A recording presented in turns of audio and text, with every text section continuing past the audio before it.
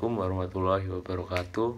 Nama saya Muhammad Rafli dengan NIM 2019-473. Di sini saya akan menjelaskan mengenai UU nomor 5 tahun 1960 mengenai dasar-dasar pokok agraria. Di sini dalam UU tersebut mengatur mengenai hak-hak atas yang hal tersebut juga meliputi aturan dasar dan ketentuan pemanfaatan sumber daya agraria nasional di Indonesia seperti pendaftaran tanah, ketentuan pidana, dan ketentuan peralihan. Menurut UU nomor 5 tahun 1960 ini yang diatur meliputi bumi, air, dan kekayaan alam yang terkandung di dalamnya. Dan dalam pasal 48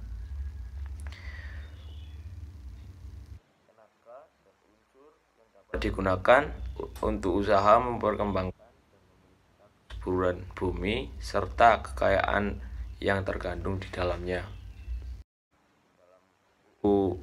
Dasar pokok-pokok agraria ini kan yang dibahas ada 3, yakni mengenai bumi, air, dan kekayaan yang terkandung di dalamnya.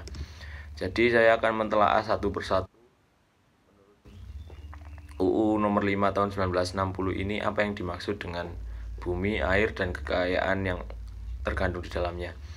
Jadi pengertian bumi terdapat pada pasal 4 ayat 1 berbunyi, pengertian bumi meliputi permukaan bumi yang disebut tanah, tubuh bumi di bawahnya, serta yang berada.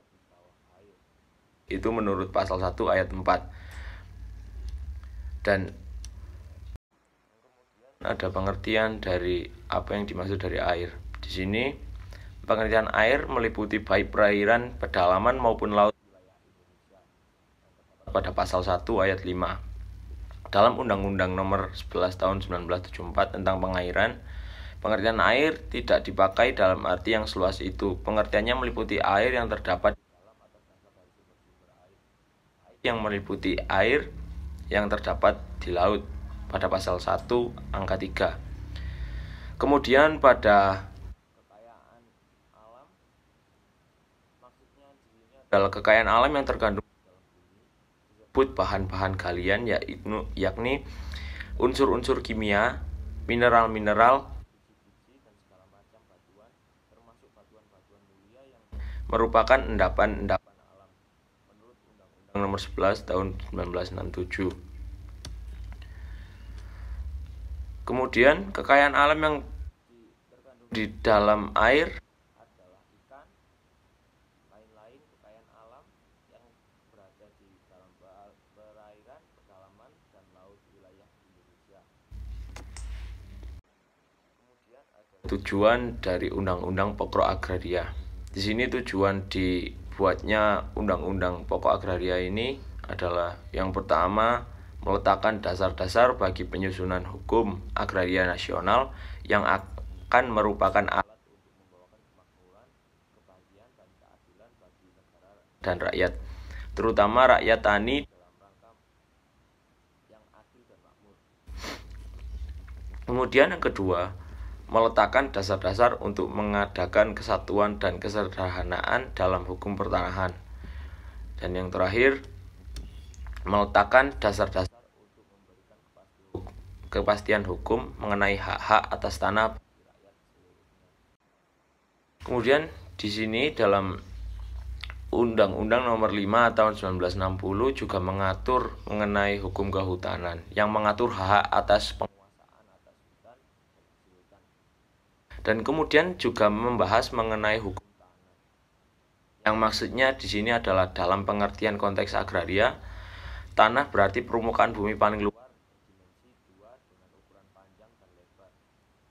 Hukum tanah di sini diartikan mengatur tanah dalam segala aspeknya, melainkan hanya mengatur salah satu aspeknya saja, yakni aspek yuridisnya yang disebut dengan hak penguasaan atas tanah. Juga pada UU nomor 5 tahun 1960 ini juga membahas mengenai hak atas tanah. Yang dimaksudkan dengan hak atas tanah ini adalah yang memberi wewenang kepada pemegangnya untuk mempergunakan dan atau memanfaatkan dari tanah yang di-HI-nya.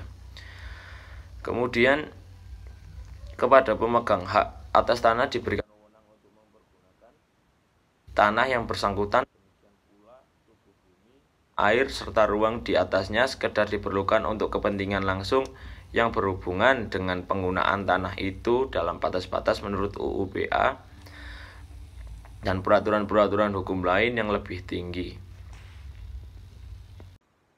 Hak atas tanah ini meliputi yang pertama ada hak milik, dan yang kedua hak guna usaha, yang ketiga hak guna bangunan, yang keempat hak pakai, yang kelima hak sewa, yang keenam hak membuka tanah, yang ketujuh hak memungut hasil hutan, yang kedelapan hak-hak yang tidak termasuk dalam hak tersebut di atas yang akan ditetapkan dengan undang-undang, serta hak-hak yang sifatnya sementara seperti yang disebutkan pada.